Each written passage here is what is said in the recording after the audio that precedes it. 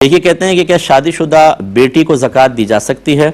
देखें, अगर वालिद साहब देना चाहते हैं, वालदा देना चाहती हैं, तो बेटी चाहे शादीशुदा हो या गैर शादीशुदा उसे ज़कात नहीं दे सकते।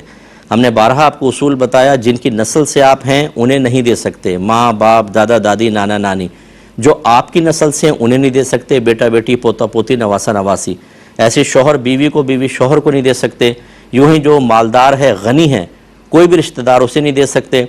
ऐसी ख़ानदान में कुछ सैयद हजरात हैं, उन्हें नहीं दे सकते हैं। बाकी सबको दे सकते हैं। अब आप अंदाज़ा कर लें, सगे भाई बहन को दे सकते हैं कि ना वो उसूल हैं, ना आपके फ़ुरू हैं, ना वो शौहर बीवी का ताल्लुक़ है, अगर सैयद भी ना हो और गनी भी ना हो। और इस तरह खाला, फूफी, ताई सबको दे सकते हैं। सुतेली माँ को दे सकते हैं, उससे बच्चों का कोई ताल्लुक़ नहीं होता। सुतेले बाप को दे सकते हैं, सुतेली बेटी को दे सकते हैं, लेकिन सगी बेटी को नहीं दे सकते हैं। अगर आप उनको देना चाहें तो नफली सदका दे दीजिए, ज़कात नहीं दे सकते। एक ये कहते हैं कि अगर वुज़ू मुकम्मल कर लिया हो और खुरूज हवा हो तो क्या हुक्म होगा। वुज़ू टूट जाएगा, फ़ौरन टूट जाएगा।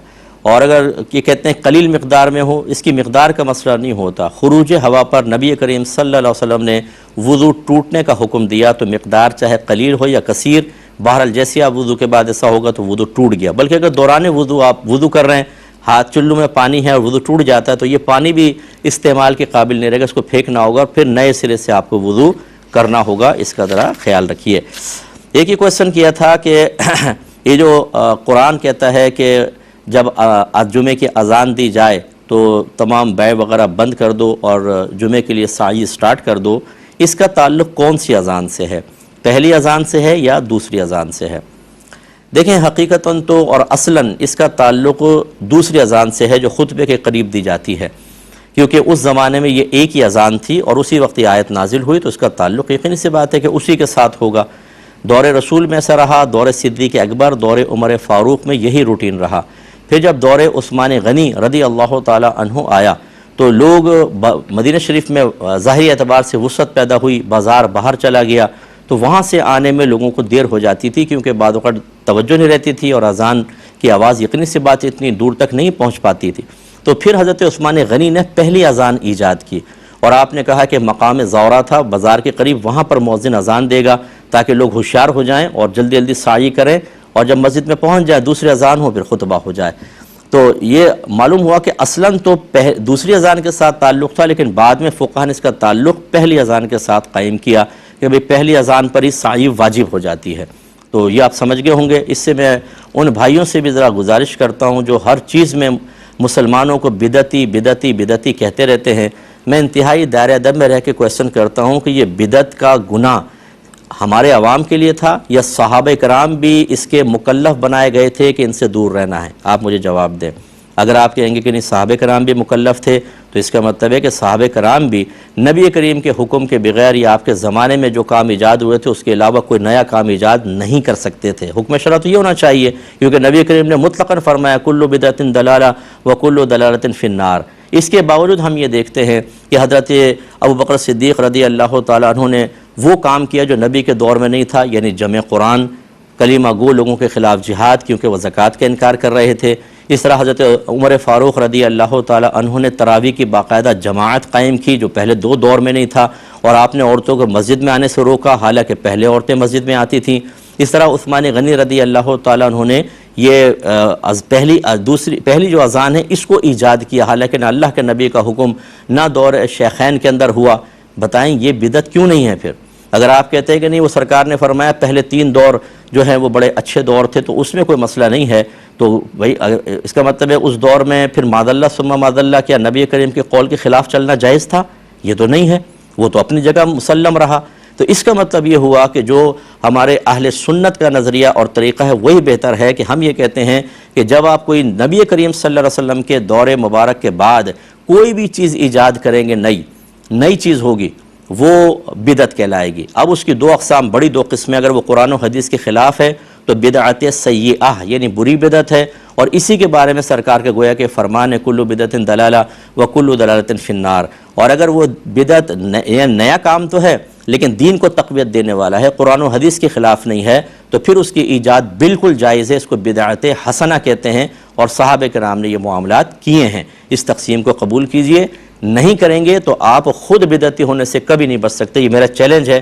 कोई ये कहे कि मैं ये कहूँगा कि सहाबे कराम के बाद जो नए काम ईजाद हुए वही बिदअतें, उसके अलावा नहीं, तो फिर भी हम आपको साबित करके बता देंगे कि आपने कितने सारे नए काम ईजाद किए हैं और उनका ताल्लुक दीन से कायम रखा है। हर एक की मस्जिद में गुंबद व मीनार बहुत बड़ी बिदअत है, नबी करीम के दौर में तो था ही ना, दौर सहाबा में था, किसी तरह नहीं बच सकते। इसलिए मुसलमानों को खामखा बिदअती करार देकर उनको जहन्नमी करार देना ये दीन की खिदमत नहीं है। खुदा नाराज़ भी ना हो कोई भी, ये दीन की खिदमत नहीं है। बिदअत सय्या और बिदअत हसना की तकसीम करेंगे तो सहाबा किराम और जो अकाबरीन 1500 साल के हैं, जो बहुत सी नई चीज़ों के इर्तिकाब का, नई चीज़ों के ईजाद का और फिर उसके इर्तिकाब का अमली तौर पर सबब बने हैं, वो आपके इल्ज़ाम से बाहर होंगे, वरना नहीं हो सकते। ये कहते हैं, एक बच्ची ने क्वेश्चन किया है कि क्या बेटी की सैलरी पर वालिदैन को वैसा ही हक हासिल है जैसे बेटे की सैलरी के ऊपर होता है?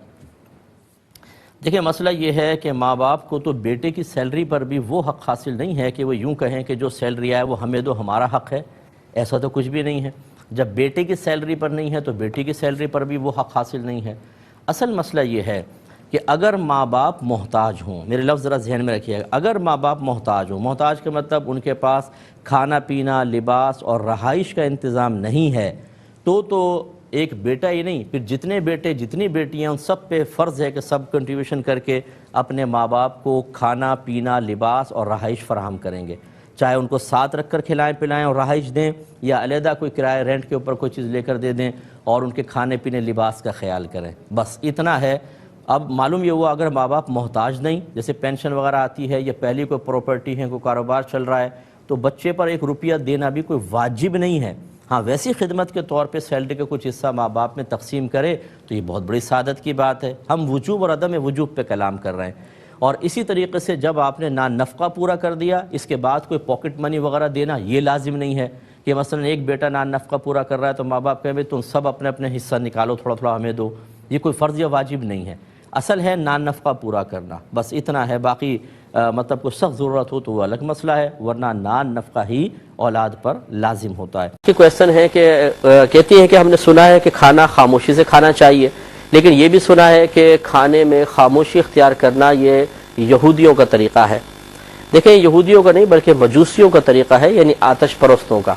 लेकिन मसला ये है कि आतश परस्त खाने के दौरान खामोश रहने को इबादत तस्वुर करते हैं। लिहाजा अगर कोई मुसलमान खाने के दौरान खामोश रहना इबादत की नीयत से करेगा तो वो बिल्कुल गुनहगार होगा और ये बिल्कुल खिलाफ सुन्नत तरीक़ा है। हाँ, अगर कोई अच्छी बात नहीं है तो फिर फजूल बात भी ना करें, खामोश रहें, खामोशी से खाना खा लें, बहुत अच्छी बात है, लेकिन इसको इबादत समझ कर ना खाएं। और बेहतर ये होता है कि खामोशी से बेहतर है कि अच्छी बात की जाए। लिहाजा अगर एक दूसरे को सुन्नत आदाब वगैरह सिखाए जाएँ, कोई अच्छी नेकी की बात कही जाए, कोई ज़रूरी बात भी खाने के दौरान कही जाए तो कोई गुनाह नहीं है, कोई ममानात नहीं है, क्योंकि हमारे यहाँ वैसे भी खाने के दौरान खामोश रहना कोई इबादत वगैरह नहीं है। बल्कि नबी करीम सल्लल्लाहु अलैहि वसल्लम से साबित है कि खाने के दौरान आपने बारहा सहाबे कराम के लिए इस्लाही कलिमात इरशाद फरमाए और बहुत सी नसीहतें आपसे साबित हैं। तो खाने के दौरान खामोश रहना अगर सिर्फ इस क़स्द व इरादे से हो कि कोई बात नहीं है, क्या फ़ायदा फजूल बात करने का, कोई हर्ज नहीं है, और अगर इस इरादे के साथ हो कि ये इबादत है, खामोश ज़रूर रहना चाहिए, तो याद रखें फिर ये बिदअत है बल्कि कहना चाहिए, और बाज़ सूरतों में इंसान गुनहगार भी होगा।